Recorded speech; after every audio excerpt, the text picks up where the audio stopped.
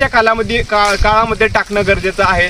आणि महत्त्वाची भूमिका जी आहे ही पांढऱ्या मुळांची सक्षम करणं किंवा पांढरा मुळा चालू करून घेणं हे खूप गरजेचं आहे।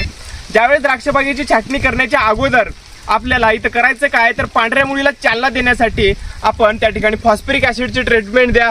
त्याचबरोबर थोडासा बेड फोडून चांगलं बेसोडोस भरा। बेसोडोस हा खड्डे करूनच भरा। सुपर फॉस्फेट हे सिंगल सुपर फॉस्फेट मुळांच्या कक्षेमध्ये द्या। ह्या ज्या काही गोष्टी केल्यानंतर आपल्याला डायरेक्ट चालना मुळांना देता येते। त्याचबरोबर ह्युमिक ॲसिडची ट्रीटमेंट द्या, मायक्रोरायझाची ट्रीटमेंट द्या। ह्या ज्या काही गोष्टी आहेत ह्या बाग छाटणीच्या अगोदर आपल्याला करणं गरजेचं आहे।